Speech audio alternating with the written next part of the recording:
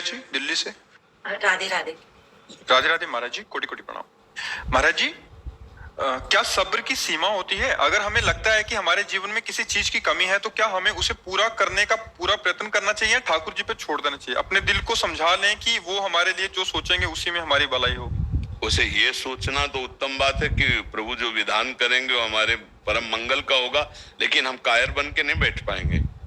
हमें कर्तव्य करना चाहिए। अगर हमारे अंदर कोई उम्मीद है, कोई लालसा है, कोई चाहत है, तो उसी चाहत की पूर्ति वाले जो कर्तव्य हैं वो हमको भरपूर करना चाहिए। और जब ना प्राप्त हो तब विचार करना चाहिए कि कोई है विधान भगवान का मंगल। कर्मण्येवाधिकारस्ते मा फलेषु कदाचन। फल की तरफ से हम सुख दुख के समय कृत्वा लाभा लाभो जया जयो। जय पराजय में, लाभ हानि में, सुख दुख में समान भाव रखकर हम अपने कर्तव्य का पालन करें, हम अपने कर्म को करें। कायर बन के बैठने के लिए ना गीता जी बोलती है और ना कोई भागवतिक उपदेश है कि आप कायर बन करके भगवान के भरोसे बैठ जाओ। ऐसा नहीं है। कायर नहीं, अपने कर्तव्य का पालन करो और जय पराजय में, लाभ हानि में, सुख दुख में भगवान के विधान को मानो।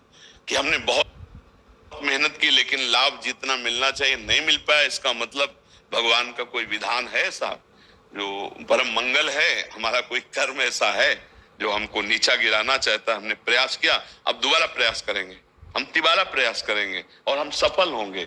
कर्म करना हमारा परम कर्तव्य है। कायर बन करके भरोसे पे ऐसा नहीं कहा जाता। भरोसे का मतलब है कर्म बहुत प्रवीणता पूर्वक किए, भरोसा प्रभु का रखे हुए हैं, इसे कहते हैं। कायर बन करके बैठ जाना ऐसा कहीं हमने नहीं पढ़ा। ये सब छोड़ दो और बैठे हैं कि भगवान चाहेंगे तो ऐसा हो जाएगा। तो फिर तुम्हें मनुष्य जीवन किस लिए मिला? फिर भगवान ने कर्तव्यों का उपदेश क्यों किया? वही कह देते कि बैठ जाओ चुपचाप। लेकिन अर्जुन को बैठने को तो नहीं कहा, उत्तिष्ठ, खड़ा हो जा और चढ़ा प्रत्यंचा और कर युद्ध। भगवान ने कर्तव्य में लगने के लिए कहा, कायर बनने के लिए नहीं कहा।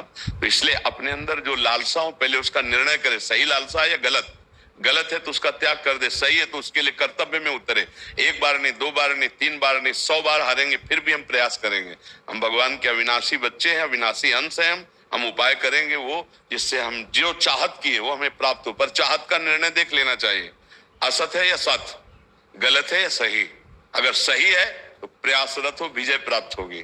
हम निश्चित उस पर विजय प्राप्त करेंगे क्योंकि हम भगवान के अंश हैं और भगवान नाम जप और भगवत आराधना का बल है हमें, हम विजय प्राप्त करेंगे। लेकिन असद है तो फिर हम उसका त्याग करते हैं। असद आवासना की पूर्ति के लिए हम भजन का प्रयोग नहीं करते, सद वासना की पूर्ति के लिए भजन का प्रयोग